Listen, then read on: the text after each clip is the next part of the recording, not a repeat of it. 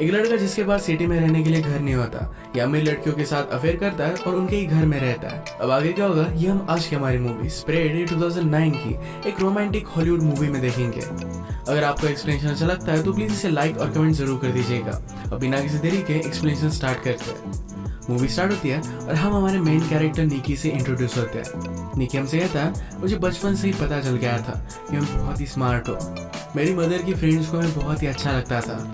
जब वो बड़ा हुआ तो एक फ्रेंड के साथ उसका अफेयर भी हो गया था। उसने हमेशा से इमेजिन किया था कि वो बड़ी सिटी में रहेगा, उसकी बहुत सारी गर्लफ्रेंड होगी, और वो हमसे कहता है ये सच भी हुआ है।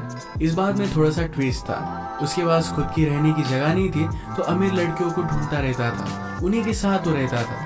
ऐसे ही एक रात उसे हम क्लब में देखते हैं। क्लब की बहुत सारी लड़कियों को ऑलरेडी जानता है क्योंकि उनके साथ उसका अफेयर रह चुका है। उसने एक लड़की को नोटिस किया जिसके पास सारी एक्सपेंसिव चीजें थी। हमारी और एक मेन कैरेक्टर है जिसका नाम है समंथा। समंथा को पार्टी से ज्यादा देख उसके पीछे पीछे चलने लगता है। उसने उसका नाम पूछा, कहता है तुम इतनी जल्दी यहाँ से जा क्यों रही हो, मैं तुम्हें तुम्हारे घर छोड़ सकता हूँ। समंथा उसे ज्यादा भाव दे नहीं रही थी। उसने कहा कि तुम बहुत क्यूट हो पर मैं तुम्हें घर पर नहीं लेकर जाऊंगी। निकी पूछता है कि क्या तुम्हारी शादी हो गई है। समंथा ने ना कहा। वो फिर पूछता है कि क्या तुम किसी से प्यार करती हो। वो फिर से मना करती है। वो क्लियर करती है कि मैं तुम्हें जानती भी नहीं। ये बात सुनने के बाद निकी उसके पास आ गया। ये दोनों एक दूसरे को किस करते हैं। निकी फिर उसके साथ उसके घर पर आ जाता है। वो हमसे कहता है कि लड़कियों के सामने तुम बहुत ही स्टूपिड सी चीजें करो तो उन्हें सेफ लगेगा। उसके पास लड़कियों को हैंडल करने के इस तरीके के बहुत सारे रूल्स थे। इसमें वो सक्सेस होता है और आज रात में दोनों इंटीमेट हो गए। सुबह होने पर समंथा निकी को उठाने की कोशिश करती है पर निकी उठता नहीं। ये भी उसकी एक ट्रिक थी ताकि वो यहाँ पर रह सके। उसने सिर्फ उसे थोड़ी सी स्माइल दी। समंथा अपना कार्ड छोड़कर गई थी तो उसने उसके लिए फूल मंगवाए। उसे उतना अच्छा कुकिंग करना आता नहीं पर फिर भी समंथा के लिए वो कुक करता है क्योंकि उसे पता है कि लड़कियों को एफर्ट करने वाले लड़के बहुत अच्छे लगते हैं। समंथा के रात पर घर पर आने पर उसे बहुत ही स्पेशल फील कराता है। उसे पूछती है क्या तुम कुछ काम भी करते हो। निकी कहता है कि मैं सब नॉर्मल सी चीजें करता हूँ, उठता हूँ, खाता हूँ, पीता हूँ, यही सब एंजॉय करना है उसकी लाइफ है। उसे ज्यादा कुछ बोलने नहीं देता और ये दोनों फिर से इंटीमेट हो जाते हैं। एक दूसरे के साथ एंजॉय करना यही इनकी लाइफस्टाइल बन चुकी थी। समंथा निकी की लाइफस्टाइल मेंटेन करती है। ये दोनों एक दूसरे के साथ बहुत एंजॉय कर रहे थे। थोड़े दिनों में निकी बोर होने लग गया। समंथा कब घर से बाहर जाए इसका वेट करता था। एक दिन वो कहते हैं मुझे मीटिंग के लिए न्यूयॉर्क में जाना पड़ेगा, क्या तुम मेरे साथ चलोगे। निकी ने कहा कि मैं तुम्हारे साथ नहीं आ सकता क्योंकि उसे पार्टी करनी थी। वो उसे ड्रॉप करता है और तुरंत पार्टी की प्लानिंग उसने स्टार्ट कर दी। निकी का एक बहुत ही अच्छा फ्रेंड है जिसका नाम है हैरी। जब निकी के पास रहने के लिए कोई भी जगह नहीं होती तो हैरी के पास ही आ जाता है। निकी हैरी को भी समझा रहा था कि किस तरीके से लड़कियों को हैंडल करना चाहिए। यहाँ पार्टी में निकी की एक्स गर्लफ्रेंड आ जाती है। वो वहाँ पर तमाशा खड़ा करने लग गई। निकी हैरी से कहता है कि जल्दी से इसे घर पर लेकर जाओ वरना मेरी सच्चाई सबको पता चल जाएगी। पार्टी की सब लड़कियों को बता रहा था कि वो बहुत ही बड़ा मिलीनियर है। एक लड़की ने उसे अप्रोच किया और हाउस की टूर के लिए पूछा। टूर देते हुए फाइनली वो बेडरूम तक आ जाता है और दोनों फिर इंटीमेट हो गए। रात में फिर से हैरी और निकी दोनों हैंग आउट कर रहे थे। हैरी कहता है कि तुम्हारी एक्स गर्लफ्रेंड पूछ रही थी कि क्या उसके जाने पर भी तुमने ऐसी ही पार्टी की थी। निकी ने कहा कि क्या तुमने उसे सच बताया। हैरी कहता है कि मेरे पास चॉइस भी नहीं थी। ये सब करते हुए निकी को थोड़ा सा भी बुरा नहीं लगता। वो लड़कियों की फीलिंग्स के बारे में ज्यादा सोचता नहीं। पार्टी की सब चीजें मेड को क्लीन करनी पड़ी और इसी वजह से समंथा को सब कुछ पता चल जाता है। उसने कॉल कर निकी को बताया कि किस दिन वो वापस आने वाली है। निकी आज बहुत सारी लड़कियों को कॉल कर रहा था। तो हमसे कहता कि अगर मैं किसी भी लड़की को कॉल ना करूं तो मेरा गेम खराब हो जाएगा। उसे हमेशा प्रैक्टिस करनी पड़ती है। ऐसे ही अपनी पुरानी फ्रेंड को घर पर बुला लेता है। फ्रेंड पूछती है कि तुम अब किसको फंसा रहे हो। ये दोनों एक दूसरे को बहुत टाइम से जानते थे। वो निकी को पूरी तरह पहचानती थी। उसने कहा कि तुम अगर ऐसे ही करते रहे तो 10 साल में तुम्हारा हाल बहुत ही बुरा होगा। ये सब करने से तुम्हें कोई भी खुशी नहीं मिलती। हम दोनों के बीच में जो भी था ये बहुत ही अच्छा था। उसे निकी के लिए फीलिंग्स थे। उससे कमिटमेंट चाहती थी पर निकी इस बात को थोड़ा सा भी सीरियसली लेता नहीं। ये दोनों फिर इंटीमेट हो गए। वो उससे पूछती है क्या हम हमारी रिलेशनशिप को और एक चांस दे सकते हैं। निकी उसे कोई भी जवाब नहीं देता।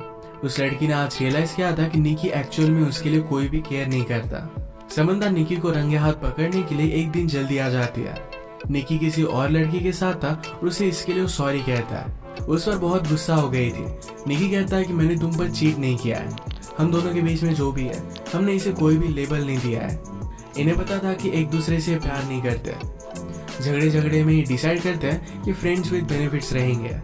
फिर से दोनों अपना अफेयर कंटिन्यू करते हैं। एक दिन एक कैफे में निकी को एक लड़की पसंद आई जिसका नाम था हेदर। उससे वो बात करने की कोशिश करता है पर हेदर उसके हाथ में नहीं आती। उसने उसे अलग अलग डेट्स के लिए पूछा पर हर बार उसे मना कर देती है। निकी ने जाते जाते अपना नंबर बिल पर लिखा। कुछ भी पे ना किए हुए वैसे वो चला जाता है। कैफे में एक डिलीवरी मैन था जो निकी का पता जानता था। तो अगली सीन में हेदर डायरेक्टली उसका पता निकाल कर घर पर आ जाती है। उसने कहा कि तुम अपने आप को समझते क्या हो, मेरे पैसे वापस करो। गुस्से में पैसे लेकर वो चली जाती है। नेक्स्ट सीन में समंथा ने निकी के पास आने की कोशिश की पर उसे ज्यादा रिस्पॉन्स नहीं देता। अगले दिन निकी अपने फ्रेंड को हेदर के कैफे में लेकर आया ताकि उसे हेल्प कर सके। निकी ऐसा दिखाने की कोशिश कर रहा था कि वो बहुत इंपॉर्टेंट है। उसे बहुत सारे मीटिंग से कॉल आते हैं। उसका फेक कॉल भी बजने लग जाता है। बाहर रॉन्ग पार्किंग में उसे पार्किंग टिकट मिल रहा था। उसके पास ज्यादा पैसे नहीं थे तो लेडी ऑफिसर से फ्लर्ट करने लगता है। हेदर ये देखकर बहुत हंसी। समंथा नोटिस करती कि निकी का उस पर ज्यादा ध्यान नहीं है। अगले दिन निकी अपने फ्रेंड हैरी के साथ था। हैरी का रूम स्मेल करता है तो इस बात का निकी ने मजाक उड़ाया। इस बात पर वो गुस्सा होकर निकी को बाहर निकाल देता है। एक दिन हेदर ने निकी को कॉल कर दिया। आज रात उसके साथ डेट पर जाना चाहती थी। वो डेट पर जरा लेट आई। जब वे दोनों बात कर रहे थे तो अचानक से उसे किसी का कॉल आ जाता है। कॉल पर उसने अदर पर्सन को मंकी कहा। इस कॉल के तुरंत बाद वो यहाँ से जाने लग गए। निकी उस पर गुस्सा हो गया पर वो डायरेक्टली चली जाती है। एक दिन समंथा निकी से पूछती कि क्या तुम्हारा किसी के साथ अफेयर चल रहा है। वो इसके लिए उसे मना करता है। समंथा ने कहा कि मुझे हॉस्पिटल छोड़ दो। वो हॉस्पिटल क्यों जा रही थी ये उसे नहीं बताती। आजाद हेदर ने फिर से निकी को कॉल किया। वो उसे पूछती है कि क्या तुम अकेले हो। इसके तुरंत बाद वो डायरेक्टली उसके स्विमिंग पूल में थी। निकी ने कहा कि तुमने उस दिन बहुत ही अजीब किया था और ये मंकी कौन है। हेदर ने कहा कि मैं मेरे छोटे ब्रदर को मंकी बुलाती हूँ। वो एबनॉर्मल है तो उसी की केयर लेने के लिए मैं गई हुई थी। ये बात कहकर हेदर रोने लगे। निकी को उसके लिए बुरा लगता है। इसके बाद ये दोनों इंटीमेट हो जाते हैं। एक दूसरे के बारे में बहुत सारी चीजें जान लेते हैं। सुबह होने पर स्ट्रीट की क्लीनिंग चल रही थी। हेदर सोई हुई थी तो उसकी गाड़ी निकी को मूव करनी पड़ती है। निकी ने रियलाइज किया कि हेदर के पास बहुत ही एक्सपेंसिव कार है। जो भी कल रात उसने निकी से कहा था ये सब कुछ झूठ था। जिस तरीके से निकी लड़कियों को फंसाता है उसी तरीके से हेदर रिच आदमियों को फंसाती है। ये सब कुछ निकी समझ गया और उसे घर से निकाल देता है। 2 दिनों के बाद समंथा हॉस्पिटल से वापस आई। उसने अपने प्राइवेट पार्ट की सर्जरी की थी। उसे रेस्ट की जरूरत थी तो रात में निकी क्लब पे चला गया। रात भर वो किसी और लड़की के साथ था तो इस वजह से समंथा बहुत ही ज्यादा गुस्सा हो जाती है। निकी भी उससे बहुत ही परेशान हो गया था। वो कहता है अब हम दोनों एक साथ नहीं रह सकते।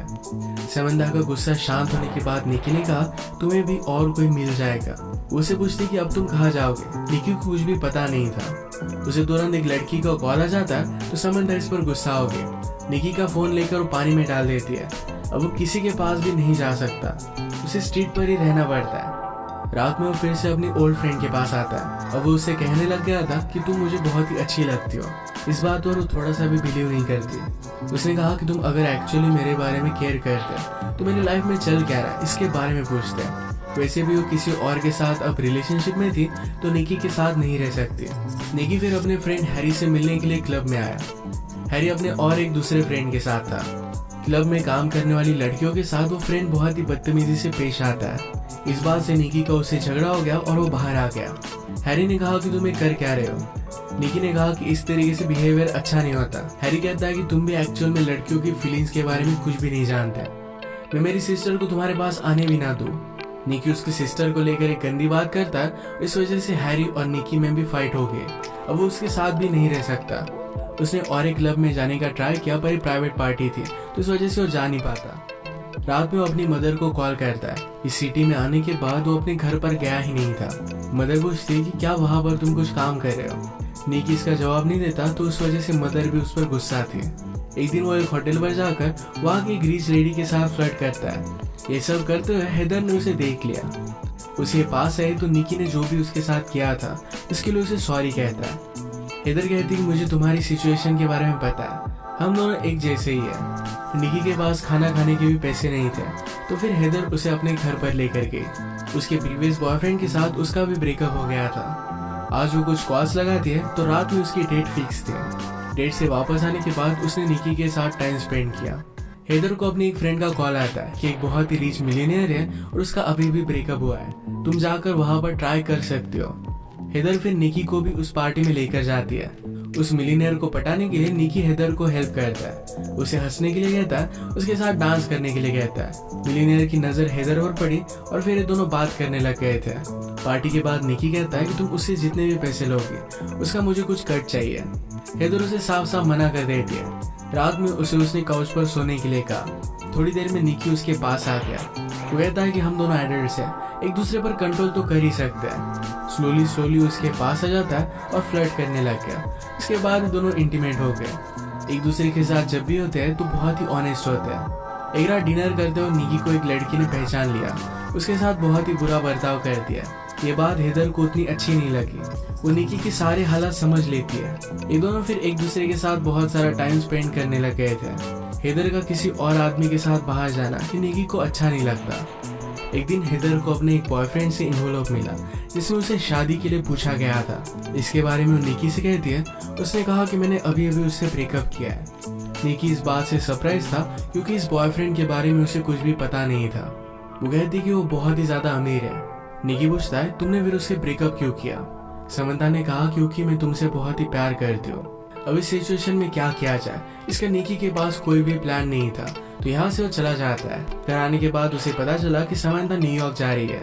उसे रोकने की कोशिश करता है पर वो जा चुकी थी।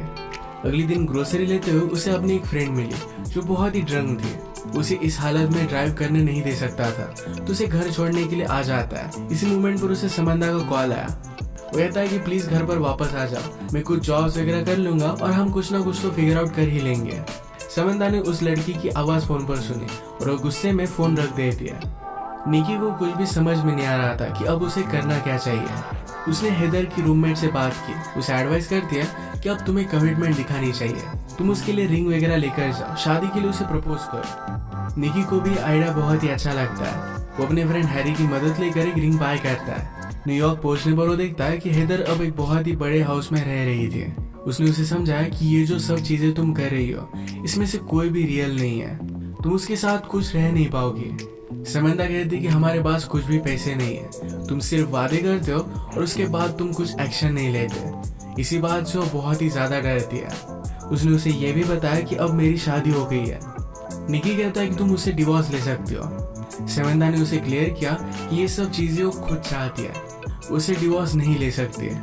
उसका हस्बैंड घर आता है तो समंता ने कहा कि इस डिलीवरी बॉय को उसकी टिप दे दो। इस सब से निकी का हार्ट ब्रेक हो गया। वो अब डिसाइड करता है कि ऑनेस्टी से अपनी जिंदगी बिताएगा। एक्चुअल में डिलीवरी बॉय का काम उसने ले लिया था। एक दिन वो समंता के घर पर भी डिलीवरी देने के लिए आया। एक दूसरे को ख्याल रखने के लिए कहते हैं। निकी हमसे कहता है, इस सिटी में सबने लेकर मेरे जैसे बहुत सारे लड़के आते रहते हैं। कुछ दिनों के बाद वो वापस चले जाते हैं, पर मैं यहाँ से जाने वाला नहीं। यहाँ रहकर वो ऑनेस्टली फाइट करेगा। रियल प्यार को ढूंढने के लिए होपफुल था और इसी के साथ ये मूवी एंड होती है। फाइनली वो सुधर चुका था। अगर आपको एक्सप्लेनेशन अच्छा लगा तो प्लीज इसे लाइक और कमेंट जरूर कर दीजिएगा। बहुत सारी मूवीज लेकर आते रहता हूँ, तो प्लीज चैनल को सब्सक्राइब कर दीजिए और बेल नोटिफिकेशन आइकन दबाना मत भूलिएगा। हम फिर से मिलेंगे और एक नई मूवी के साथ। तब तक के लिए थैंक यू और आप अपने आप का ख्याल रखिए।